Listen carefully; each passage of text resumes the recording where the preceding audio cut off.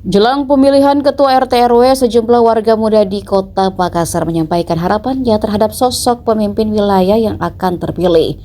Resti Handayani, mahasiswa Universitas Negeri Makassar, berharap Ketua RT terpilih bisa bersikap adil dan mampu mengayomi masyarakat.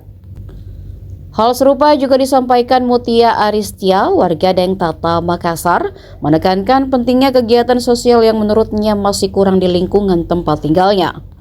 Selain menciptakan lingkungan bersih dan asri, lanjut Mutia, kegiatan ini juga penting untuk menjaga silaturahmi dan interaksi antar warga.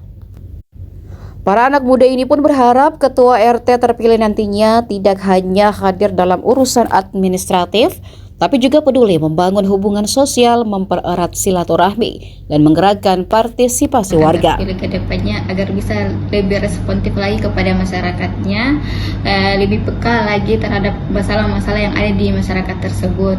Yang terutama itu dapat mengayomi masyarakatnya, karena terus dan juga dapat menjalankan tugas-tugas negara di sekitar wilayah tempat tinggal saya. Terus untuk calon ketua RT dan ketua RW juga wilayah saya, semoga dapat bersikap adil jika terpilih nantinya untuk jadi ketua RW ataupun ketua RT, karena sudah menjadi pemimpin di wilayah tersebut. Jadi sudah tidak bisa lagi bersikap pilih salah satunya, jadi harus bersikap adil ke masyarakatnya di wilayah saya, wilayah rumah saya. Harapan saya kepada ketua RW ataupun ketua RT yang